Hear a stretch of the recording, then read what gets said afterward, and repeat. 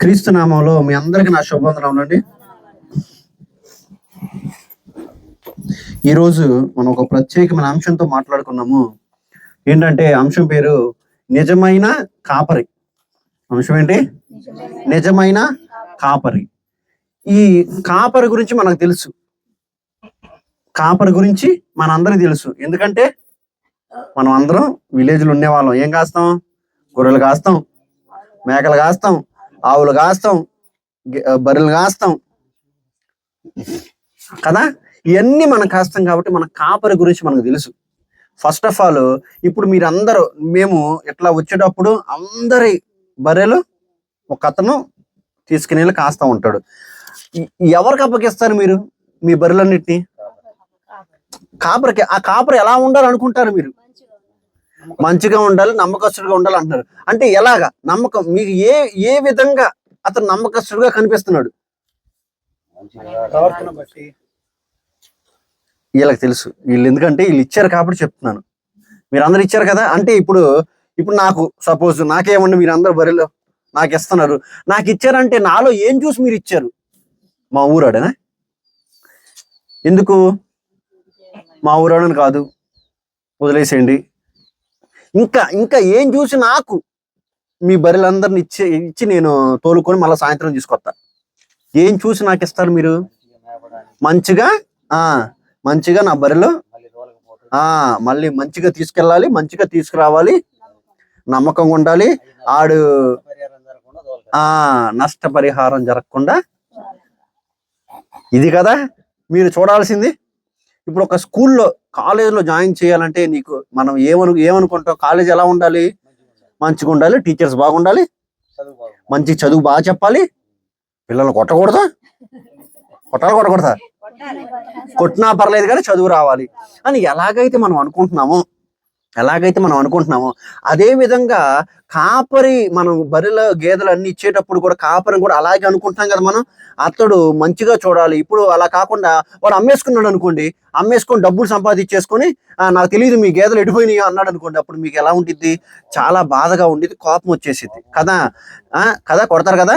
అదే విధంగా నిజమైన కాపరి మన బైబిల్ గ్రంథంలో కొంతమంది ఉన్నారు. ఒక ఇద్దరు గురించి చెప్తాను నేను. నిజమైన కాపరి ఎవరో అనేది. ఇప్పుడు వీళ్ళు గేదెలను గాయరు, గొర్రెలను గాయరు, ఏం కాస్తారు? మనుషుల్ని కాస్తారు. అది ఒక్కసారి చూద్దాం. ఆ మొట్టమొదటి వ్యక్తి ఎవరో చూద్దాము. సంఖ్యాకాండము 27వ అధ్యాయము 15వ వచనం.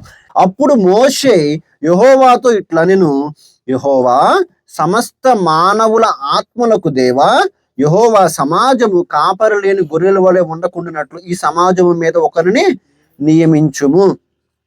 ఈ కాపరి ఎవరో తెలుసా? ఆ కాపరి పేరేంటి? మోషే. ఏం పేరు? ఆ కాపరి పేరు మోషే.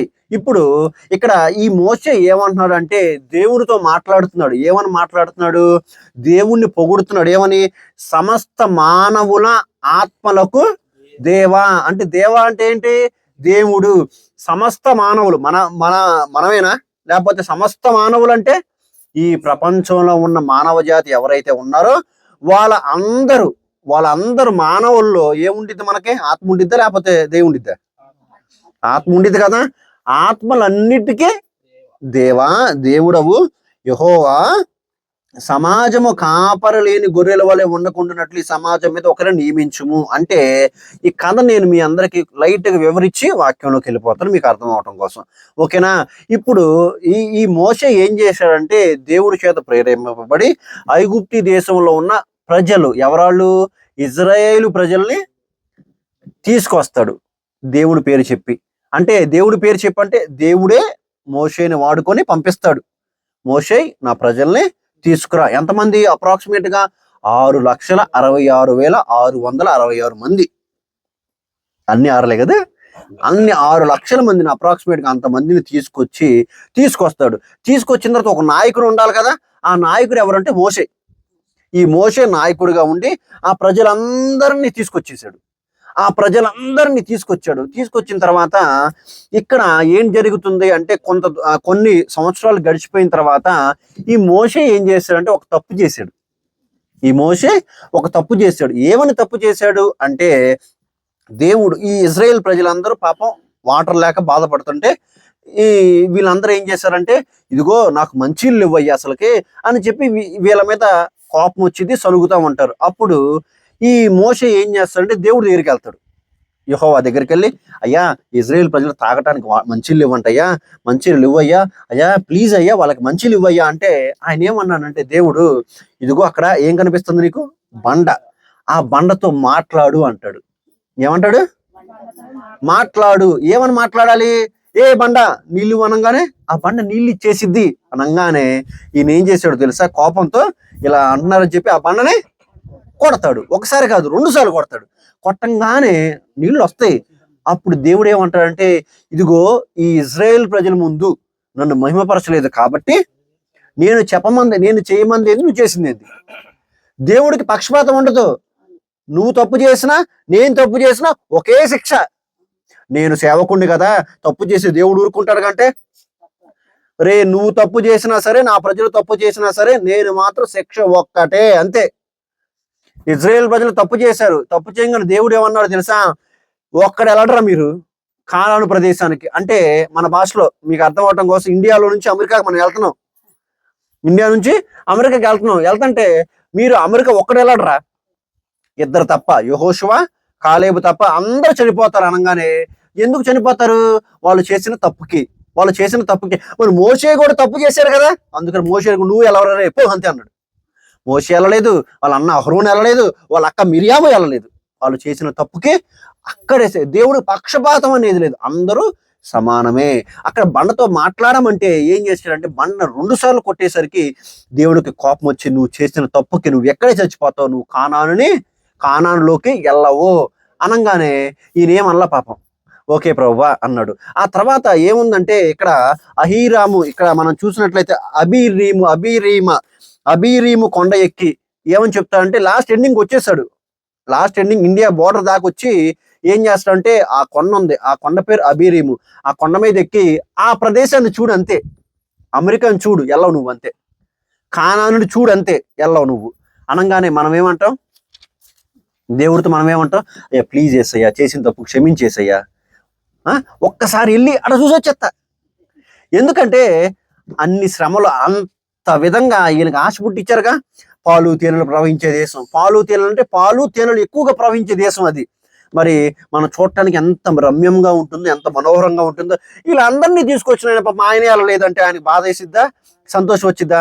బాధ ఉండిద్ది కదా. దేవుడు నువ్వు వెళ్ళవరా నువ్వు అనగానే ఆయన పాపం బాధ వేసిద్ది కదా, అంతేనా, బాధ వేసిద్ది. చిన్నపిల్లల్ని ఎవరే నిన్ను పిక్నిక్ తీసుకెళ్తాను అనగానే, ఆ రోజు నీకేమైనా బాగోకపోతే ఉంటే వాళ్ళు అడుగుతారు, నన్ను పిక్నిక్ తీసుకెళ్ళా నువ్వు అని. మనకే అలా ఉంటే మరి వాళ్ళ పరిస్థితి. నిజంగా మోషే 40 సంవత్సరాలు వాళ్ళని నడిపించాడు, 40 సంవత్సరాల అనుబంధం వాళ్ళది. 1 సంవత్సరం భార్యాభర్తలు పెళ్లి చేసుకున్న తర్వాత వాళ్ళు ఈమె 2 నెలలు పుట్టింటికి వెళ్ళిందంటే ఈడుంటాడా, లేకపోతే ఈమె ఎక్కడికి వెళ్ళిందంటే ఉండిద్దా? అంటే ఏంటి, వాళ్ళిద్దరి మధ్య అంత ఐక్యత వచ్చేసింది. మరి 40 సంవత్సరాలు అసలుకి వీళ్ళ జనాంగంతో అనుభూతి మోషేకి. దేవుడు ఏం చేశాడు, నువ్వు వెళ్ళవంతే. నువ్వు వెళ్ళవనంగానే మోషే ఏమన్నాడు తెలుసా, మనమైతే మామూలుగా అయితే, అయ్యా ప్రభా ఇందా చెప్పా కదా, ప్రభా ప్లీజ్ చేసయ్యా ఒక్కసారి క్షమించు, అలా ఇల్లు అడుగు పెట్టేసి వచ్చేస్తా అనగానే అంటారు మనం. కానీ ఆయన మాత్రం ఏమన్నాడంటే, ఇక్కడ చూడండి, సమాజము కాపరి లేని గొర్రెల వలె ఉండకుండానట్లు ఈ సమాజం మీద ఒకరు నియమించుము. నేను వెళ్ళిపోయిన తర్వాత మరి ఈ సమాజం అంతా ఎలా ఉండిద్ది, ఇప్పుడు కాపర్ లేకపోతే గొర్రెలు ఏమైపోతాయండి, ఎలా పడితే అలా వెళ్ళిపోతాయి. మరి నేను లేకపోతే మరి ఈ ప్రజలందరూ ఎలా వెళ్ళిపోతారు, వెళ్ళరు. ఈ ప్రజలందరూ వెళ్ళరు. మరి ఎలాగయ్యా, ఒక్కరు నియమించయ్యా అని రిక్వెస్ట్ చేస్తున్నాడు. అది నిజమైన కాపరి యొక్క లక్షణం, అంతేనా? నిజమైన కాపరి యొక్క లక్షణం అది. అరే నేను ఈయన ఆల్రెడీ చచ్చిపోతున్నాడు, నువ్వు దేవుడు ఏం చెప్పాడు, నువ్వు చచ్చిపోతావు అన్నాడు. అయినా కానీ ఈయన తన గురించి ఆలోచించకుండా ఎవరి గురించి ఆలోచించాడు, ఆ జనాల గురించి ఆలోచించాడు. అది అక్కడ ఉన్న నిజమైన కాపరి యొక్క గొప్పతనం మోషే. అందరూ మన గురించి ఆలోచిస్తాం. మనం పోతున్నావురా అంటే మన చుట్టాలు, మన బంధువులు, మన అందరూ పిలుచుకొని, అరే ఇదిరా నీకురా, ఇదిరా నీకురా, ఇదిరా నీకురా, మన కొడుకుని పిలిచి నీ ఆస్తి ఇదిరా, ఎవరే పెద్దోడా ఇదిగోరా నీకు ఇది తీసుకురా, చిన్నవాడు నువ్వు ఇది తీసుకురా, అమ్మ ఆ కూతురురా పుట్టింది జాగ్రత్తరా అని ఏం చెప్తాం? ఎవరికి కావాల్సింది వాళ్ళు, నేను పోయిన తర్వాత మీరిద్దరూ కొట్టుకోమాకండ్రా, కలిసి ఉండండిరా, ఆస్తుల కోసం కట్టుకోమాకండ్రా, మీరు ఇచ్చేస్తున్నారా అని. అది మనం ఉండేది. కానీ ఆయన మాత్రం ఏమంటున్నాడు తెలుసా? నా కొడుకుని మళ్ళా చేయి అంట్లా, నేను వెళ్ళిపోతున్నానయ్యా, నా కొడుకుని నా ప్లేస్లో రాని అంట్లా, నేను పోతే పోయాను, నేను పోయినా పర్లేదు, కానీ ఈ ప్రజలకు మాత్రం ఒకటి నియమించు, ఒక్కడిని. ఎందుకంటే వీళ్ళు చెదిరిపోతారు. అక్కడి నుంచి ఎవరు నమ్మొచ్చారు? మోషేని నమ్మొచ్చారు. మోషే దేవుణ్ణి నమ్మి వచ్చారు. ఇప్పుడు మోషే వెళ్ళిపోతే ఎవరు? ఇంకా ఆ మందంతా చల్లా చెదురైపోద్ది, అసలుకి ఎటు వెళ్ళిపోద్దో తెలీదు. అయినా కానీ దేవుడు ఇక్కడ మోషే మాత్రం అది ఆలోచించాడు. తన చావును ఆలోచించలేదు, వాళ్ళ గురించి ఆలోచించి నియమించయ్యా అన్నాడు. దేవుడికి తెలియదా నియమించాలని? తెలుసు. అయినా కానీ తన బాధ్యత ప్రకారంగా చెప్పాడంతే. తన బాధ్యత ప్రకారంగా తన మందని నాకు ఇచ్చాడు కాబట్టి ఆ మందని కాపాడవలసిన బాధ్యత నా మీద ఉంది కాబట్టి, ఆ మందకి పోషణను ఏదైనా సరే కావాల్సిన నా మీద ఉంది కాబట్టి ఆయన బాధ్యత ప్రకారంగా దేవుణ్ణి అడిగాడు, ప్రభువా వీళ్ళకి నియమించండి అయ్యా అని చెప్పి. దేవుడు ఏమన్నాడు? యాక్సెప్టబుల్ అయ్యాడో లేకపోతే లేదా? ఓకే, నీతో ఉన్న యెహోషువను అభిషేకించుపో, నీ చెయ్యి అతని మీద ఉంచు, అతని మీద ఉంచు. అది మోషేకున్న ఉండిన బాధ్యత, ఒక కాపరికి ఉండిన బాధ్యత. ఇప్పుడు మన పరిస్థితులు ఎట్లా ఉంది తెలుసా? మన ఇంటికి కాపర్లమా మనం? తెలుసా? మన ఇంటికి కాపర్లం తెలుసా? తండ్రి కాపరి, తల్లి కాపరి. ఎవరి కాపరి? తండ్రి యజమాని. ఎవరి కాపరి? ఇంట్లో వాళ్ళందరికీ కాపరి, ఇంట్లో వాళ్ళ అవసరం తీర్చే కాపరి. కొంతమంది సోమరిపోతులే, ఏం పని పాట లేకుండా భార్య తెచ్చిన డబ్బులతో తాగి తంద్రాలు ఆడే వాళ్ళు చాలా మంది ఉన్నారు, పిల్లలు చూసుకోకుండా. అలాంటి వాళ్ళు పెళ్ళి అవసరం లేదు, వాళ్ళు కాపర్లు కాదు. వాళ్ళు ఎలాంటి కాపర్లు? మందను పాడు చేసే కాపర్లు. నిజమైన తండ్రి ఎలా ఉంటాడు? తన పిల్లల కోసం కష్టపడతాడు. నిజమైన తల్లి తన పిల్లల కోసం, తన కుటుంబం కోసం బాధ్యత కలిగి ఉండిద్ది. అది నిజమైన కాపరి యొక్క లక్షణం. గొర్రెలు కాయటమే కాదు, మన మనుషులు, మన ఇంట్లో మనం తల్లి కాపరే, తండ్రి కాపరే. ఎవరికరా? పిల్లలకి, కుటుంబానికి. పిల్లలకి కుటుంబానికి కాపర్లు వాళ్ళు. నా ఫ్రెండ్ ఒక అతను ఉన్నాడు, రీసెంట్గా చనిపోయాడు. అతనికి ఒక పాప పుట్టింది. పాపం అతను తప్పేమి లేదు. అతను మామూలుగా వెళ్తుంటే రాంగ్ రూట్లో వచ్చిన ఒక కారు ఏం చేసిందంటే తాగొచ్చాడు, గుద్దేసింది. ఈయన అదే బోల్తా పడింది, చనిపోయాడు. చనిపోయిన తర్వాత ఇప్పుడు వాళ్ళ ఆవిడ, అదేవిధంగా వాళ్ళ పాప పరిస్థితి ఎలాగా? ఏం చేశారు తెలుసా? అప్పుడు ఈయన పేరు మీద ఒక టర్మ్ ఇన్సూరెన్స్ తీసుకున్నాడు. టర్మ్ ఇన్సూరెన్స్ తీసుకుని, అంటే నేను చనిపోయినా పర్లేదు, నేను చనిపోతే నా భార్య బిడ్డలు ఏమైపోతారు? అంతే కదా, చెదిరిపోతామే కదా. ఏం చేశాడంటే టర్మ్ ఇన్సూరెన్స్ తీసుకున్నాడు. ఈయన చనిపోయిన తర్వాత ఈయన ₹1,00,00,000 అదే ఎంతో కడుతున్నాడంట, నెలకు ఎంతో కడుతున్నాడంట. చనిపోయిన తర్వాత ₹1,00,00,000 అలా ఆవిడకను పాపకి వెళ్ళిపోయినాయి. అంటే చూసారా తను ఎంత బాధ్యతగా వ్యవహరించాడో? ఇప్పుడు ఆ అబ్బాయి నిజంగానే కాపరే కదా. నేను వెళ్ళిపోయినా, ఇప్పుడు నేను వెళ్ళిపోతే నా భార్య బిడ్డలు ఎలా బ్రతుకుతారు? నన్ను నమ్ముకొచ్చిన భార్య, నాకు పుట్టిన నా బిడ్డ ఎలా బ్రతుకుతారు అని అతను కట్టాడు. అతను హఠాత్తుగా, అంటే ఎవరు చనిపోవాలని చనిపోరు కదా, ముందు జాగ్రత్తగా కట్టుకున్నాడు. ఏంటంటే ఇప్పుడు చనిపోయినా పర్లేదు, చనిపోయినా పర్లేదు, ఆయన ఉన్నాడు, మంచిగానే ఉన్నాడు. సడన్ గా డెత్, ఎప్పుడు చనిపోతామో తెలియదు కదా, డెత్ వచ్చింది. వచ్చిన తర్వాత వాళ్ళ డబ్బులు వాళ్ళకి వెళ్ళి ఇప్పుడు వాళ్ళు బాగానే ఉన్నారు. అంటే తండ్రి లేని లోటు కనపడిద్ది, కానీ ఆర్థికంగా అంటే డబ్బుల ప్రకారంగా వాళ్ళు మంచిగానే ఉంటారు కదా. ఒకళ్ళు ఎత్తి చూపించరు ఏళ్ళు. ఒకవేళ వాళ్ళకి అప్పులు ఉన్నాయి అనుకోండి, తీరిపోతాయి కదా. అంటే ఆయన నిజమైన కాపరే కదా. తన బిడ్డల కోసం తను చనిపోయినా పర్లేదు, కానీ నా భార్య పిల్లలు మంచిగా బ్రతకాలి, మంచుకున్నారు. అది నిజమైన కాపరి ఒక లక్షణం, నిజమైన కాపరి ఒక లక్షణం. మరి ఈ మోషే కూడా అలాంటి కాపరే, ఇక 2 సందర్భాలు చూపిస్తాను, ఒకసారి చూడండి. ఏంటంటే ఇప్పుడు ఈ ప్రజలు తప్పు చేసినప్పుడు దేవుడికి కోపం వచ్చింది. కోపం వచ్చి ఇలా చంపేద్దాం అన్నాడు. అనగానే మధ్యలో ఎవరున్నారు? మోషే. మోషే ఏమన్నా, ప్రభా వద్దయ్యా ప్లీజ్, బతిమలాడుకున్నాడు. బతిమలాడుకున్నాడు. రే ఆ మేక జబ్బు పడిందిరా, చంపేస్తా అంటే, అయ్యా నా చేతులతో పెంచిందయ్యా, దానికి నేను మందు పోస్తానయ్యా, మందు పెడతాను, బతికిద్దయ్యా అంటామనవా? లేకపోతే చచ్చిపోతే పోనీ అంటారా? అంటారు కదా. మందు పోస్తామయ్యా, నా చేతులతో, గొర్రె పిల్లయ్యా నా చేతులతో నేను పెంచుకున్నానే, అది జబ్బు పడితే దానికి డాక్టర్ ఉన్నాడయ్యా, మందులు పెడతాను, చంపటం ఎందుకయ్యా ప్లీజ్ అయ్యా అని చెప్పి యజమానికి చెప్తాం కదా, మధ్యలో ఉన్న కాపరి. అదే విధంగా ఈ మోషే కూడా, అయ్యా వీళ్ళు తప్పు చేస్తే క్షమించయ్యా ప్లీజ్ అయ్యా, మనం ఎలాగైతే కన్వర్జేషన్ జరుగుతుందో అలాగే మాట్లాడుకుంటున్నారు వాళ్ళిద్దరు. బాగుంది కదా ఇలా మాట్లాడుకోవటం? అలాగే మాట్లాడుకుంటున్నారు. చూడండి ఒకసారి ఎక్కడో నిర్గమాకాండం 32వ అధ్యాయము, నిర్గమాకాండము 32వ అధ్యాయము 9 నుంచి 14 వచనాలు. మరి యెహోవా ఇట్లనెను, నేను ఈ ప్రజలను చూచి ఉన్నాను, ఇదిగో వారు లోబడనల్లని ప్రజలు, కావున నీవు ఊరకుండుము, నా కోపము వారి మీద మండును, నేను వారిని కాల్చివేసి నిన్ను గొప్ప జనముగా చేసిద్దనని మోషేతో చెప్పగా, మోషే తన దేవుడైన యెహోవాను బ్రతిమాలుకొని, యెహోవా నీవు మహాశక్తి వలన బాహుబలము వలన ఐగుప్తు దేశంలో నుండి రప్పించిన నీ ప్రజల మీద నీ కోపము మండనేలా. ఆగు, ఇది నిజంగా బతిమాలుకుంటున్నాడా లేదా? ఈ సందర్భం ఏంటో నేను ఒకసారి చూడండి. ఈ సందర్భం నేను చెప్తాను. ఏంటంటే ఈ మోషే ఏం చేశాడంటే దేవుడితో కొండ మీద 40 రోజులు ఉన్నాడు. 40 రోజులు దేవుడితో ఉంటే ఈ ప్రజలందరూ ఏమయ్యారు? అహరోన్ దగ్గరికి వెళ్ళి, అయ్యా ఆ మోషే ఏమైపోయాడో తెలియదు నాకు, ఆయన ఎట్టెళ్ళాడో తెలియదు, నా ముందు నడవటానికి ఒక దేవుణ్ణి చేయి అన్నాడు. ఏమన్నారు? ఒక దేవుణ్ణి చేయమనగానే అహరోన్ ఏం చేశాడంటే, మీ అందరి దగ్గర ఉన్న పోగులు కానీ బంగారం తీసుకురండి అని చెప్పి చేస్తే ఒక దూడని చేశారు. ఆ దూడ ఏం పెట్టారు తెలుసు? యెహోవా అని పేరు పెట్టారు. నేను చెప్పింది అర్థమైందండి? అంటే ఎంత దౌర్భాగ్యంగా ఆలోచించారు వాళ్ళు.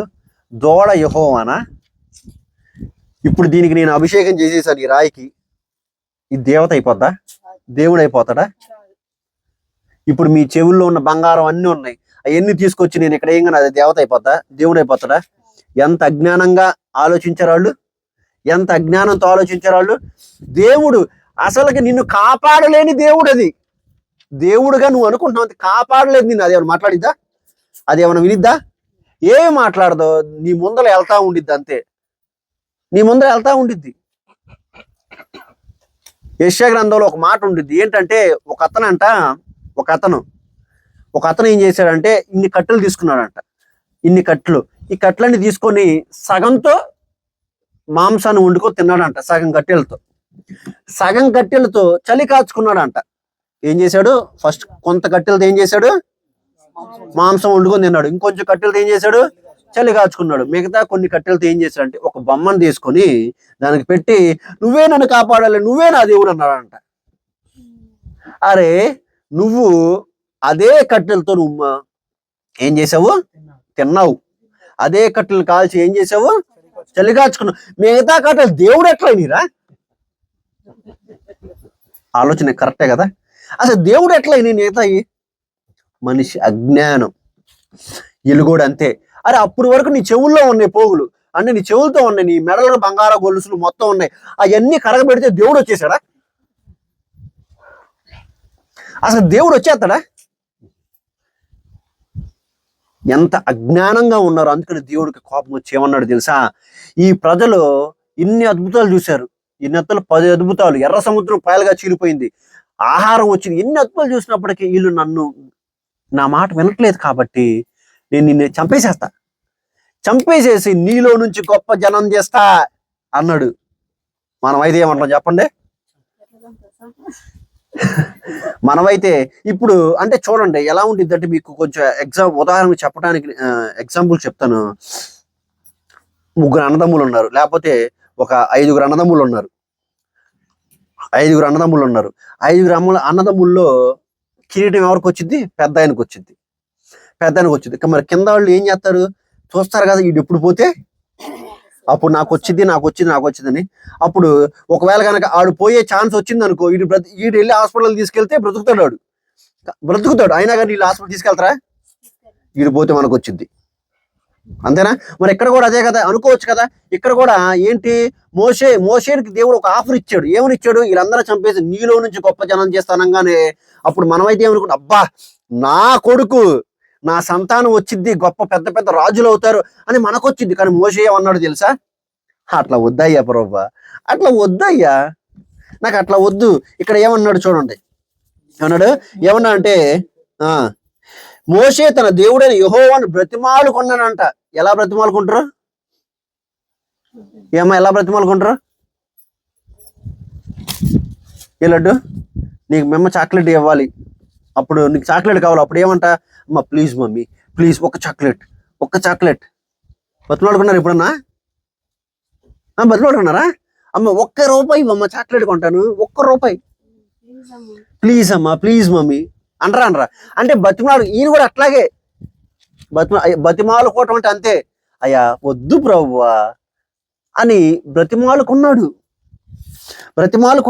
తర్వాత యెహోవా నీవు మహాశక్తి వలన బాహుబలం వల్ల ఐగుప్తు దేశం నుండి రప్పించిన నీ ప్రజల మీద నీ కోపం మండనేలా ఆయన కొండలలో వారిని చంపునట్లు, భూమి మీద నుండి వారిని నశింపజేయనట్లు, కీడు కొరకే వారిని తీసుకొని పోయిన ఐగుప్తీయులు ఎలా చెప్పుకొనవలెను అని చెప్తా ఉన్నాడు. ఇంకా నీ కోపాగ్ని నుండి మళ్ళుకొని నీవు నీ ప్రజలకు ఈ కీడు చేయక దాని గురించి సంతాపపడము, నీ సేవకులైన అబ్రహామును, ఇస్సాకును, ఇజ్రాయేలును జ్ఞాపకం చేసుకునమని చెప్తా ఉన్నాడు. అంటే ఏంటి, ఆ రోజు దేవుడు అబ్రహాంతో వాగ్దానం చేశాడు, ఏమో నీ సంతానమును ఇసుక రేణు వలె చేస్తాను, ఆకాశ నక్షత్రముల వలె. మనకి ఎన్నేళ్ళు అండి? మొత్తం ఎన్నేళ్ళు? 10 కదా. మీ తల్ల ఉన్న ఇంటికి ఎన్ని? ఇసుకలో రేణువులు ఎన్ని? ఇసుక శాండ్లో. ఆకాశ నక్షత్రాలు ఎన్ని? అంతగా దేవుడు అబ్రహామును తన సంతానాన్ని ఆశీర్వదిస్తానన్నాడు. అది మోషే ఏం చేస్తున్నాడు? దేవుడికి జ్ఞాపకం చేస్తున్నాడు. అంటే ఇక్కడ మోషే ఏం చేశాడంటే బతిమాలుకున్నాడు. అదే విధంగా తాను నీవు చేసిన వాగ్దానాన్ని జ్ఞాపకం చేశాడు. దేవుడికి తెలియదు ఇవన్నీ, తెలుసు. అయినా కానీ దేవుడు ఒక పరీక్ష పెట్టాడు. తెలుసా మీ అందరికీ? దేవుడు ఒక పరీక్ష పెట్టాడు. ఏమని? నిజంగా ఇతడు కాపరేనా? నిజంగా ఇతడు నా మాట వింటాడా? అంటే నా మాటకి అడ్డు చెప్తా అంటే నేను ఏంటంటే కోపంగా ఉన్నప్పుడు ఇతను సర్ది చెప్తాడా నాకు? లేకపోతే అధికారపేక్ష అంటే ఏంటి? వీళ్ళందరూ పోతే ఈయనేగా ఉండేది. ఈయన మొత్తం అధికార దాహం ఏమైనా ఉందా అని చెప్పి దేవుడు ఏం చేశాడు? పరీక్షించాడు. అక్కడ అయినా కానీ మోషే విఫలమయ్యాడా? లేదు. బతిమాలుకున్నాడు దేవుణ్ణి. అదే విధంగా ఆయన ఎంత శక్తివంతుడో వివరించాడు. అదే విధంగా ఆయన తన పితరులకు చేసిన వాగ్దానాన్ని ఇంకొకసారి గుర్తు చేశాడు. దేవుడికి అన్ని తెలుసు, అయినా కానీ నిజంగా చేస్తాడా చేయలేదా అని చెప్పి దేవుడు చిన్న పరీక్ష పెట్టంగానే మోషే దాంట్లో పాస్ అయ్యాడా, ఫెయిల్ అయ్యాడా? పాస్ అయ్యాడు. మోషేకి అధికార దాహం అనేది లేదు. ఆ ప్రజల మీద ప్రేమ ఉందా లేదా? ప్రేమ ఉంది. ఆ ప్రజల మీద ఎంత తప్పు చేస్తున్నప్పటికీ ఆ ప్రజల మీద ఆయనకి ఏముంది? ప్రేమే ఉంది. ఇప్పుడు పిల్లలు తప్పు చేస్తే తల్లిదండ్రులు బయటకు వెళ్ళిపోరా అంటారా? లేకపోతే కొట్టి బుద్ధి చెప్తారా? బుద్ధి చెప్తారు. అంటే వాళ్ళు ఎన్ని తప్పులు చేసినప్పటికీ వాళ్ళు బయట క్షమించేస్తారు. ఎందుకు? ఆ ప్రేమ అంతటిది. అదేవిధంగా దేవుని ప్రేమ కూడా అలాగే ఉంది. ఈ మోషే కూడా ఇజ్రాయేల్ ప్రేమ అట్లాగే ఉంది. ఇంకో మాట అదే విధంగా చూడండి, 32 అధ్యాయము 30 నుంచి 32 వచనాలు. మరునాడు మోషే ప్రజలతో, మీరు గొప్ప పాపము చేసిరు గనుక యెహోవా యొద్దకు కొండ ఎక్కి వెళ్ళెదను. ఒకవేళ మీ పాపమునకు ప్రాయశ్చిత్తము చేయగలనేమో అనెను. అప్పుడు మోషే యెహోవా యొద్దకు తిరిగి వెళ్ళి, అయ్యో ఈ ప్రజలు గొప్ప పాపం చేసిరి, వారు బంగారు దేవతను తమ కొరకు చేసుకొనిరి. అయ్యో నీవు వారి పాపమును ఒకవేళ పరిహరించుతావా? లేని ఎడల నీవు వ్రాసిన నీ గ్రంథంలో నుండి నా పేరును తుడిచివేయమని బతిమాలుకొనుచున్నెను. హల్లెలూయా. మళ్ళా ఏమనంటూ ఉన్నాడు? మళ్ళా తర్వాత రోజు అంటే ప్రజలకు చెప్పాడంట, అరే బాబు నేను వెళ్తాను దేవుడి దగ్గరికి, ఆయన మిమ్మల్ని క్షమిస్తాడేమో, నా సాయ శక్తులను నేను ప్రయత్నిస్తాను, నేను 100% నా ప్రయత్నం చేస్తాను, దేవుణ్ణి బతిమాలుకుంటాను, క్షమించమని ప్రాయశ్చిత్తం చేయమని ప్రాధేయపడతానని చెప్పి మోషే దేవుడి దగ్గరికి వెళ్ళి దేవుడితో ఏమన్నాడు తెలుసా? అయ్యా, ఒకవేళ నువ్వు గనక క్షమించకపోతే నన్ను చంపేసాయి, నీ గ్రంథంలో నా పేరు తీసేయి. ఎవడండి అట్లా నీది అంటాడా? నా గ్రంథంలోంచి నువ్వు పేరు తీసే అంటే గ్రంథంలో పేరు తీసేయను కూడా చంపేమని, నన్ను చంపేసి అంతే, ఇలా క్షమించు లేకపోతే నన్ను చంపు. మనం కూడా అంటాం కదా, తల్లా పెళ్ళామా అని, నీకు తల్లి కావాలా నేను కావాలా, అలా అంటాను చాలా మంది చూశాను నేనండి. నీ తల్లిని నేను చూడలేను అన్నా, దేంట్లో అనాథాశ్రమంలో పడేసేయి, మన ఇద్దరు ఏమంటాం, ఆమె ఆ దగ్గరికి వెళ్తే వెళ్ళు, నేను నా పుట్టింటికి వెళ్ళిపోతా నా పిల్లల్ని తీసుకొని. అలాంటి వాళ్ళు ఎంతమంది కనపడుతున్నారు? అలాగే అంటున్నాడు కదా దేవుడితో, నువ్వు వాళ్ళని క్షమించు లేకపోతే నన్ను నీకు నన్ను చూచేసి అనగానే దేవుడు కరుణామయుడు, తెలుసు దేవుడికి తెలుసు మోషే ఇలా అంటాడని తెలుసు. అందుకని దేవుడు ఏం చేశాడంటే, సరే పో, క్షమించలేదా? క్షమించేశాడు దేవుడు. అది నిజమైన కాపరి, తన ప్రాణాలు సైతం పణంగా పెట్టాడు అక్కడ. అంటే ఈయన చనిపోలా, జస్ట్ ఒక మాట అన్నాడు అంతే. దేవుడు ఏం చేశాడు? క్షమించేసేసాడు. దేవుడు క్షమించేసేసాడు. అర్థమైందా మీకు నేను చెప్పింది? ఇప్పుడు రెండో సందర్భం, ఒక సందర్భమే కాదు, చాలా సార్లు అండి. వీళ్ళు తప్పు చేసిన ఒకసారి కాదు, కనీసం 7 నిమిషాలు చేశారు, 7 నిమిషాలు దేవుడు శోధించారు. అన్ని సార్లు నేను చెప్పట్లేదు కానీ ఒకసారి చెప్పా, ఇంకోటి కూడా చెప్తా. రెండోది నేను చెప్తా, చూడండి ఒకసారి చూడండి. సంఖ్యాకాండము 14వ అధ్యాయము, సేమ్ సంఖ్యాకాండం 14వ అధ్యాయం 11 నుంచి 20 వచనాలు. యెహోవా, ఎన్నాళ్ళ వరకు ఈ ప్రజలు నన్ను అలక్ష్యము చేయుదురు?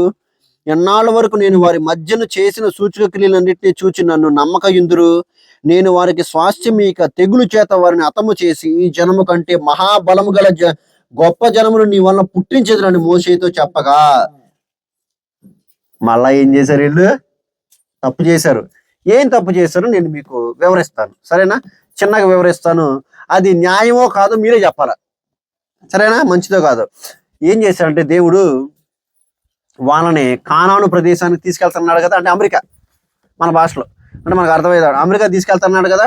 తీసుకెళ్తానికి సరే అని చెప్పి దేవుడు మోషేతో ఏం చెప్పాడంటే, 12 మంది గోత్రాలు ఉంటాయి, 12 గోత్రాలు, ఒక్కొక్క గోత్రంలో ఒక్కొక్కరిని 12 మందిని తీసుకెళ్లి అమెరికా చూసిరమ్మని పంపించాడు. అంటే కానాను చూడటానికి చూసిరమ్మని పంపించాడు. పంపించిన తర్వాత ఈ 12 మంది ఏం చేశారంటే, చూసి వచ్చి ఏం చెప్పారు తెలుసా? ఏం చెప్పారంటే, అక్కడ ఉన్న వాళ్ళందరూ పెద్ద పెద్ద వాళ్ళు నాయను, వాళ్ళ ముందు మనం మిడతల వాళ్ళే కనిపిస్తున్నాం. మిడతలు అంటే ఎలా ఉంటాయి తెలుసు కదా, అంత చిన్నగా మనం కనిపిస్తున్నాం, మిడతల వాళ్ళే కనిపిస్తున్నాం, మనం చంపేస్తారా బాబు, పిసికేస్తారు అంతే. ఆ దేశం బానే ఉంది. ఒక అంజూరపు అడనే చాలా మంది పట్టుకున్నారు, ఒక 2-3 పట్టుకున్నారు అంజూరపు అడనే. అంత మంచి దేశం. కానీ అక్కడ నెఫీలీలు ఉన్నారు, అక్కడ వాళ్ళు ఆజానుబాహులు, ఉన్నత దేహులు. అంటే వాళ్ళు అంత ఎత్తుంటే మనం ఎంత నలుసు చీమల వలె కనిపిస్తున్నాం, అంటే మిడతల వలె కనిపిస్తున్నావరా, మనం వెళ్తే చంపేస్తారు అనగానే 10 మంది అలాగే చెప్పారు. 2 ఏం చెప్పారంటే, దేవుడు మనకే సహాయం చేస్తాడు, ఎవడు ఎంత పెద్దవాడైనా సరే దేవుడు ఇక్కడ దాకా నడిపించాడు కదా, మన పక్షాన ఆయన యుద్ధం చేస్తాడు అని వాళ్ళు ధైర్యం చెప్తుంటే వీళ్ళు 10 మంది బెదరేశారు. ఈ 10 మంది మాట అంటారా, ఇద్దరు మాట అంటారా? 10 మంది మాట అన్నారు. అప్పుడు దేవుడికి కోపం వచ్చేసింది.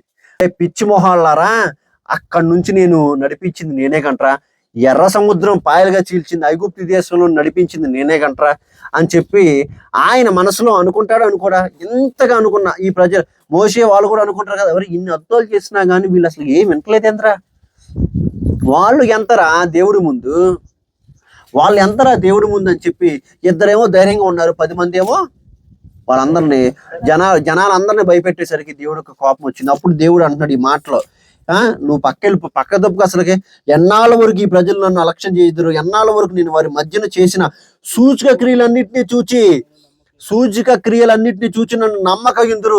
ఇంకా ఎన్నాళ్ళ వరకు రా నాయన, ఎన్ని సూచక క్రియలు చేశాను, ఎన్ని అద్భుతాలు చేశాను, ఇంకా నమ్మకపోతే ఎలారా?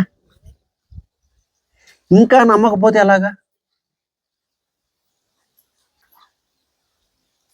ఇంకా నమ్మట్లేదు మనం కూడా అండి. దేవుడు మన జీవితంలో ఎన్నో అద్భుతాలు చేశాడు. దేవుడు మన జీవితంలో ఎన్నో అద్భుతాలు చేశాడు. అయినా కానీ దేవుడు మన అలక్ష్యం చేస్తూనే ఉన్నాం. ఆయన చేసిన కార్యాలు గుర్తుపెట్టుకోవట్లేదు. ఎక్కడ వేసిన గొంగలు అక్కడే ఉండిపోతుంది. పంది దొర్లినట్టు మనం దొర్లుతానే ఉన్నాం. మనం పాత జీవితంలోకి మళ్ళీ వెళ్ళిపోతున్నాం. పాపం చేస్తూనే ఉన్నాము. దేవుణ్ణి విడిచిపెడుతున్నావు. దేవుడు కోపం తెప్పిస్తున్నాడు. అయినా కానీ దేవుడు మాత్రం క్షమిస్తూనే ఉన్నాడు మనల్ని. ఇక్కడ మోషే చెప్తుంటే మోషేని ఇంకొకసారి పరీక్షించాడు అనుకోవచ్చు. ఇలా చంపేస్తాను, నీలో నుండి మహాబలం, గొప్ప గొప్ప యోధులు నీలో నుండి చేస్తాను అనగానే అప్పుడు మోషే మళ్ళీ బ్రతిమాలుకుంటాడు. మోషే, అయ్యా నువ్వు వీళ్ళందరిని చంపేశావు అనుకో, ఐగుప్తి దేశంలో నడిపించవు కదా, వాళ్ళు ఏమనుకుంటారోనయ్యా, అలా ఏం చేయమాకండి అయ్యా, వీళ్ళు ఒక్కసారి క్షమించండి అయ్యా అనగానే దేవుడు మాత్రం క్షమించేసి ఒక మాట అన్నాడు. ఏమనన్నా అంటే, వీళ్ళు నన్ను శోధించారు కాబట్టి ఎవరైతే వెళ్ళాడో అంటే 40 ఎవరైతే ఉన్నారో వాళ్ళందరూ కానాను చూడరో, అమెరికా చూడకుండానే ఎండుటాకులు రాలిపోతారు. 40 సంవత్సరాలు దేవుడు అరణ్యంలో వారందరినీ తిప్పి వాళ్ళకి ఆహారం పెట్టాడు. వాళ్ళు చేసిన తప్పుకి శిక్ష వేశాడు. ఆఖరికి మోషేను కూడా వదలలేదంటే చూడండి. అది అంటే మోషే అంత గొప్ప కాపరిగా మనకే ఇక్కడ కనిపిస్తాడు. తన ప్రజల కోసం మధ్యవర్తిగా ఉండి క్షమించమని అడుగుతూ ఉన్నాడు దేవుని కోపాన్ని ఆయన అందరిని చంపకుండా ఎవరైతే తప్పు చేశారో వారి మీదకి ఆయన శిక్ష వచ్చేటట్లు, ప్రభువా క్షమించండి అయ్యా అని ఎన్నిసార్లు బతిమాలుకుంటూనే వచ్చున్నాడు. కాబట్టి వాళ్ళు ఆ 40 సంవత్సరాలన్నా బ్రతుకున్నారు. మరి ఆయన నిజమైన కాపరి బిరుదుకి అర్హుడా అనర్హుడా? అర్హుడే కదా. ప్రాణాలు కూడా అంటే మాటలతో చెప్పాడు, అంతే, పెట్టలేదు. తన మాటలతో చెప్పినా కానీ దేవుడు మోషే మాట విన్నాడు. అందుకని మోషేకి ఒక బిరుదు ఇచ్చాడు తెలుసా దేవుడు. ఎవరు బిరుదు ఇచ్చాడంటే, నా ఇంట్లో నమ్మకమైన వాడు, నా ఇల్లంతటిలో నమ్మకమైన వాడు. ఆ బిరుదు ఎవరికి వచ్చిందండి? మనకు వచ్చిద్దా? మనకి బిరుదు వచ్చింది అనుకోండి, మనం ఏం చేస్తాం? అసలు పొంగిపోతాం. ఆ రోజు అన్నం కూడా తినవా? పొంగిపోతాం. మరి దేవుడే రాజులకు రాజు, ప్రభువులకు ప్రభువు, సర్వ సృష్టించిన దేవుడు నా ఇంటిలో నమ్మకమైన వాడు మోషే అనగానే మోషేకి ఇంకెట్లా ఉండిద్ది? ఆ నమ్మకమైన వాడు తప్పు చేసినా సరే దేవుడు వదిలిపెట్టలా. హల్లెలూయా. అది నా దేవుడు పక్షపాతం లేని దేవుడు. మనవాళ్లే కదా అనుకోలే, మనవాడైనా సరే తప్పు చేస్తే శిక్ష తప్పదు. ఈయన బాధ్యత వరకు ఈయన నిర్వర్తించేశాడు. తర్వాత యెహోషువకి అప్పగించేశాడు. అప్పగించడం కూడా దేవుణ్ణి అడిగాడు. అది నిజమైన కాపరి యొక్క లక్షణం. నా మందని మరి చూసుకోండి అయ్యా, ఎవరికి అప్పగిస్తావు నువ్వు? యెహోషువను అభిషేకించుకో అన్నాడు దేవుడు. మరి పాత నిబంధనలో ఎవరో కాపరి ఇజ్రాయేల్ ప్రజలకి? మోషే కదా. ఇప్పుడు క్రొత్త నిబంధనలో ఎవరో తెలుసు కాపరి? యేసుక్రీస్తు వారు. ఈ పాత నిబంధనలో మోషే ఏమన్నాడు? ఆత్మలకు దేవుడు అయిన దేవా అన్నాడు. ఈ క్రొత్త నిబంధనలో ఆత్మలకు దేవుడైన ఆయనే మన ఆత్మల కోసం వచ్చాడు. హల్లెలూయా. అర్థమైంది నేను చెప్పింది? పాత నిబంధనలో మోషే ఏమన్నాడు? ఆత్మలకు దేవుడు అయిన దేవా అన్నాడు. క్రొత్త నిబంధనలో ఆత్మలకు దేవుడే వచ్చాడు మన కోసం. ఆ దేవుడే మన కోసం వచ్చాడు. ఎవరి ఆత్మను రక్షించడానికి? మన ఆత్మలను. అర్థమవుతుంది నేను చెప్పింది? మన ఆత్మలను రక్షించటానికి ఆత్మల దేవుడే వచ్చాడు. మన ఆత్మ దేవుడు ఎవరో? యేసుక్రీస్తు. ఈ ఆత్మను రక్షించడానికి ఆయన వచ్చాడు. ఆయన ఎవరో? గొర్రెల కాపరి. మంచి గొర్రెల కాపరి. ఎక్కడుంది అది? యోహాను సువార్త, యోహాను సువార్త 10వ అధ్యాయము చదువు. యోహాను సువార్త 10:11. నేను గొర్రెలకు మంచి కాపరిని, మంచి కాపరి గొర్రెల కొరకు తన ప్రాణము. ఇక్కడ మంచి కాపరి అన్నాడా, పిచ్చి కాపరి అన్నాడా? మంచి కాపరి. మోషే ప్రాణం పెట్టలేదు, కానీ ఈయన మన కొరకు ప్రాణం పెట్టాడు. ఆయన ఏమంటున్నాడు? నా గొర్రెలకి, నేను గొర్రెలకు మంచి కాపరి. ఆ మంచి కాపరి, నిజమైన కాపరి తన గొర్రెల కోసం ప్రాణం పెడతాడు. ఈ లోకంలో ఉండేవాడు ప్రాణం పెట్టకపోవచ్చు, కానీ దేవాది దేవుడే ఈ మనుషుల కోసం ప్రాణం అనేది పెట్టాడు. ఎందుకయ్యా ప్రాణం పెట్టాడు అంటే, మనల్ని ప్రేమించాడు కాబట్టి, మన ఆత్మ నశించిపోకుండా ఉండాలి కాబట్టి, మనం పాపములో ఉన్నాం కాబట్టి, మన అపరాధముల చేతను మన పాపముల చేతను చచ్చిన వారమై ఉండగా క్రీస్తు మన కొరకు యుక్త కాలంలో వచ్చెను. తండ్రి అయిన దేవుడు తన కుమారుణ్ణి మన కొరకు బలిగా పంపించాడు. అంటే మనం అంటే ఎంత ప్రేమ చూడండి. కుమారుడు కన్నా మనమంటే ఎంత ప్రేమ చూడండి. అంతగా మనల్ని ప్రేమించి తన కుమారుణ్ణి పంపించాడంటే చూడండి, మన కోసం. మనం పొందవలసిన గాయాలు ఆయన పొందుకున్నాడు. యెషయా గ్రంథం చూడండి ఒకసారి. యెషయా గ్రంథం 53వ అధ్యాయము 6వ వచనం. యెషయా గ్రంథము 53వ అధ్యాయము, యెషయా గ్రంథం 53వ అధ్యాయము 6వ వచనం. మనమందరము గొర్రెల వలె త్రోవ తప్పిపోతిమి, మనలో ప్రతి వాడును తనకిష్టమైన త్రోవను తొలగిన. యెహోవా మన అందరి దోషమును అతని మీద మోపెను. మనమందరము ఎలా ఉన్నాం? త్రోవ తప్పిపోయి ఉన్నాం. ఆ గొర్రెలు చూడండి, ఇష్టం వచ్చినట్టు కొన్ని వెళ్ళిపోతున్నాయి, కొన్ని పడుకున్నాయి. కాపరి లేడు కాబట్టి మనం కూడా అలాగే తప్పిపోయి ఉన్నాం. మనం కూడా అలాగే త్రోవ తప్పిపోయి ఉన్నాం. మన ఇష్టానుసారంగా ప్రవర్తించాం. ఏమని? అరే నీ దారిటు అయితే నా దారిటు. అన్నదమ్ములు ఉంటే, అరే నీ దారిటు నా దారిటు, నువ్వు చెప్తే నేను వినాలా? నేను విన్నా. అమ్మ నువ్వు చెప్తే నేను అన్నాలా? నేను వినా. నాన్న నువ్వు చెప్తే నేను విన్నానా? వినా. నేను పెద్దోడిని అయిపోయా. నేను అప్పుడప్పుడు మా అమ్మని అంటాను, ఏంటమ్మా అన్ని చెప్తా ఉంటావు నువ్వు, ఎంత వయసు వచ్చింది నాకు తెలుసులే అంట. అప్పుడు ఏమనిద్దంటే, నీకు ఎంత వయసు వచ్చినా నా చిన్నపిల్లాడు వేరే, నువ్వు చెప్తానే ఉంటాను రా అనేది. అప్పుడు నవ్వు వచ్చింది నాకు. అంటే దేవుడికి ఎప్పుడు మనం చిన్నపిల్లలమే కదా. మరి ఈ పిల్లలందరూ పాపం చేశారు. మరి ఈ పిల్లలందరినీ నరకంలో పడైతే ఎట్లాగా? ఈ పిల్లలందరూ ఈ చేసిన తప్పుకు శిక్ష ఎత్తి ఎలాగా? అప్పుడే బందాడుతా ఉన్నాడు. మీకు ఇష్టమైన గాజు గ్లాస్ పడేశారు, కొడతారా కొట్టరండి? ఏంది చిన్నపిల్లండి, అప్పుడే బందాడుతున్నాడు, 2 సంవత్సరాల అబ్బాయి. గాజు పెంకు పడేయంగానే మీరు ఆ పిల్లాన్ని తీసుకొస్తారా లేకపోతే వాడిని కొడతారా? పిల్లాన్ని గబగబ తీసుకొచ్చి, ఎందుకు? మళ్ళా ఆ పిల్లాడు గాజు పెంకుల మీద చేతులు పెడతాడేమోనని. ఆ పిల్లాడు గాజు పెంకుల మీద చేతులు పెడతాడు అని కొట్టరు. అదేవిధంగా దేవుడు కూడా ఏం చేశాడు తెలుసా? మనల్ని కొట్టకుండా ఆ శిక్ష ఆయన మీద తీసుకున్నాడు.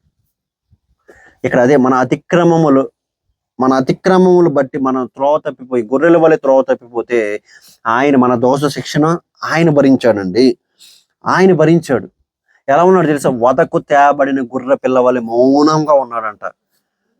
ఈ శరీరం నీది, చంపేస్తావా? చంపుకో. ఎవరి కోసమయ్యా? నా ప్రజల కోసం. నా ప్రజల కోసం. కొంతమంది మూర్ఖులు ఉంటారు. కొంతమంది మూర్ఖులు ఏమని మాట్లాడుతూ ఉన్నారంటే, బైబిల్ గ్రంథంలో కాదు, యేసుక్రీస్తు మాటల్లో నేను అందరి కోసం వచ్చాను ఒక వచనం చూపిస్తే 10 లక్షలు ఇస్తానన్నాడంట ఒక ఆయన. యేసుక్రీస్తు మన అందరి కోసం, మన అందరి పాపాల కోసం ఇక్కడికి భూమి మీదకి వచ్చాడు. మన అందరి పాపాల కోసం ఆయన సిలువలో యాగమయ్యాడు, మరణించున్నాడు అని 4 సువార్తల్లో చూపిస్తే 10 లక్షలు ఇస్తానన్నాడంట. మరి నేను చూపిస్తాను, నాకు ఇవ్వాలి. మరి మత్తయి సువార్త 26వ అధ్యాయము, మత్తయి సువార్త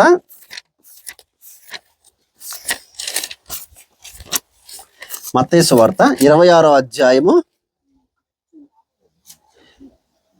26 నుంచి చదువుతాం. 26వ అధ్యాయం 26 నుంచి చూడండి.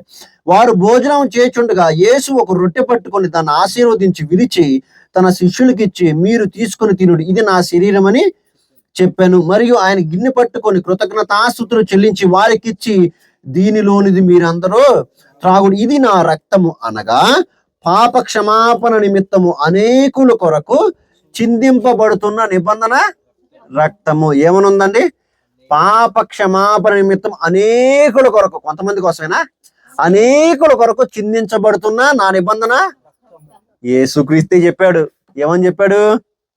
అందరి కోసం నేను చనిపోతున్నాను, అందరి పాపం కోసం నేను చనిపోతున్నాను, నేను మరణించిన తర్వాత పాప క్షమాపణ మీరు పొందుకుంటారు, ఎవరైతే నన్ను అంగీకరిస్తారో వారందరూ ఏమవుతారు? పాప క్షమాపణ పొందుకుంటారు అని చెప్పి యేసుక్రీస్తు వారి మాట, యేసుక్రీస్తు వారు మాట్లాడుతున్నారు. ఇంకొక వచనం నేను చూపిస్తాను చూడండి. లోకాసు వార్త 24వ అధ్యాయము 46వ వచనం. లోకాసు వార్త 24వ అధ్యాయం 46వ వచనం.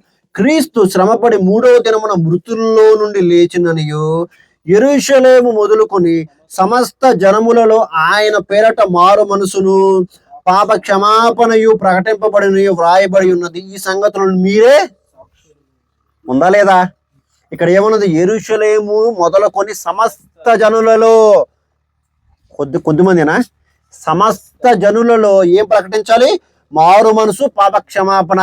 పాప క్షమాపణ ఎలా వచ్చిందని చెప్పి ఇందాక చూపించాను. మత్తయి 26:27లో ఆయన రక్తం ద్వారా అనేకుల కొరకు పాప క్షమాపణ నిమిత్తము ఆయన మన కొరకు సిలువలో యాగమయ్యాడు అని చెప్పాడు. ఇక్కడికి వచ్చేసరికి యెరూషలేము మొదలుకొని సమస్త జనులలో మారు మనసు, పాప క్షమాపణయు ప్రకటింపబడి వ్రాయబడి ఉన్నదని చెప్పిన్నాడు.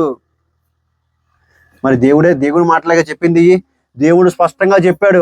ఏ పత్రికలో, మిగతా వాటిల్లో శిష్యులుగా చెప్పింది శిష్యులు చెప్పలా, దేవుడే స్వయంగా చెప్పాడు. నేను మీ అందరి కోసం వచ్చాను రా, మీ అందరి పాపాల నిమిత్తం నేను బలవుతున్నాను రా, మీ అందరూ పొందవలసిన శిక్ష నేను నా మీద వేసుకుంటున్నాను రా, ఎందుకంటే నేను నిన్ను ప్రేమించాను. నువ్వు నరకంలోకి వెళ్ళటానికి ఇష్టం లేదు, నువ్వు పరలోకానికి వెళ్ళాలి, నాతో నువ్వు ఉండాలి, సదాకాలం నాతో ఉండాలి. కాబట్టి నువ్వు రాలేవు, కాబట్టి నేనే భూమి మీదకి వచ్చాను, నీ కోసం నేను ప్రాణం పెట్టి 3వ రోజు తిరిగి లేచాను. మళ్ళీ వస్తా, దొంగ వచ్చినట్టు వస్తా. అప్పుడు ఎలా ఉంటానో తెలుసా? అప్పుడు ఈయన ప్రేమ కాదు, అప్పుడు న్యాయాధిపతిగా ఉంటాడు. పోలీస్ మన భర్త అనుకోండి, మన ఇంట్లో కూడా పోలీసులు ఉంటాడా? భార్య భర్తలు మామూలుగా ఉంటారు. అదే పోలీస్ అక్కడ ఉంటే న్యాయం తీర్చేవాడుగా ఉంటారు. దేవుడు ఇప్పుడు మన పక్కన ఉన్నాడు, మన భర్తగా ఉన్నాడు, న్యాయాధిపతిగా ఉండే రోజు ఒక రోజు రాబోతుంది. అప్పుడు ఏం జరిగింది? న్యాయాధిపతిగానే ఉంటాడు. అప్పుడు నా భార్య ఇదంతా వధువు సంఘము, ఈ బిడ్డ పాటలు పాడుతుంది, ఈ బిడ్డ మంచిగా వాక్యం చెప్తుంది, లేకపోతే చిన్నపిల్ల పెద్ద పిల్ల ఏం చూడ్డు, ఎవడు చేసిన క్రియలకు వాడికి తగిన ఫలం అనేది ఇస్తాడు. ఎవరికి ఉంచిన జీతము వాడి కొరకు సిద్ధముగా ఉన్నది. మీరు భయపడాల్సిన అవసరమే లేదు. ఇక్కడ ఈ భూమి మీద వరకే ఆయన మీతో ఉంటున్నాడు. అంటే మీరు చేసిన తప్పులకి ఆయన శిక్ష అనుభవించున్నాడు, తర్వాత క్షమాపణ పొందుకున్నారు. మీరు చేసిన తప్పులకి మళ్ళీ ఏమంటున్నాడు ఆయన? మీరు దగ్గరికి వెళ్ళి అడిగితే ప్రభా క్షమించంటే క్షమించేస్తున్నాడు. ఈ భూమి మీద వరకే, మీ ప్రాణం ఉన్నంత వరకే ఆయన కృప చూపిస్తున్నాడు మీ మీద. వన్స్ ప్రాణం పోయిన తర్వాత ఆయన న్యాయాధిపతిగా ఉంటాడు. ఇక కృప ఏమి లేదు, తీర్పు మాత్రమే. తీర్పు మాత్రమే. జాగ్రత్తగా ఉండండి, సిద్ధపడి ఉండండి. ఆయన వచ్చేటప్పుడు ప్రేమామయుడికి వచ్చాడు, తర్వాత ప్రేమామయుడు కాదు, న్యాయాధిపతిగా ఉంటాడు. కోర్టులో మెయిన్ జడ్జికి ఎమోషన్స్ ఉండవు, ఓన్లీ న్యాయం గెలవాలి.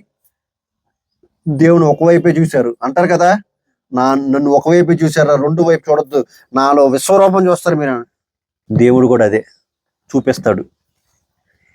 ఎవరికి జీతం, నీకు అందరికి తగిన జీతం, నాకు అందరికి ఉంది. అందరికి మనం భయపడాల్సిన అవసరం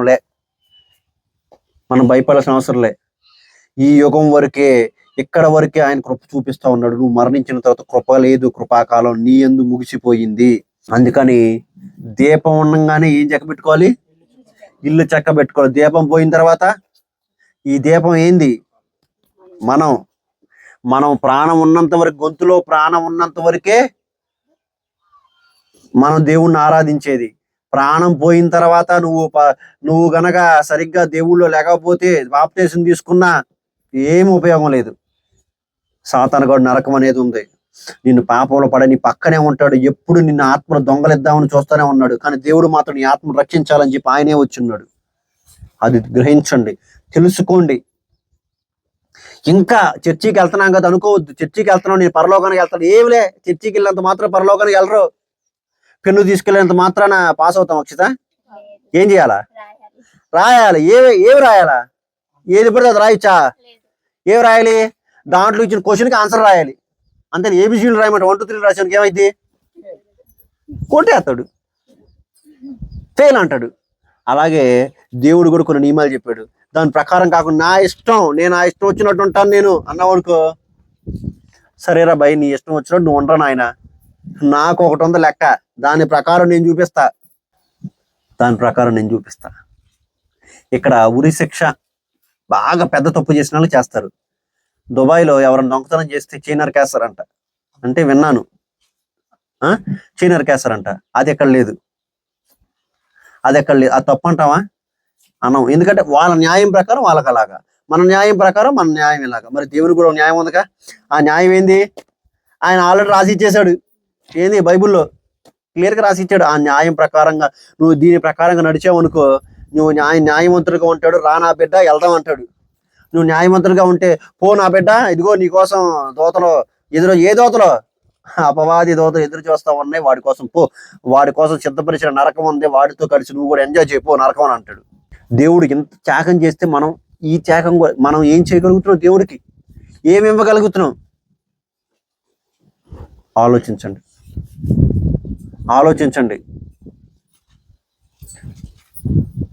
ఒక తప్పు చేసి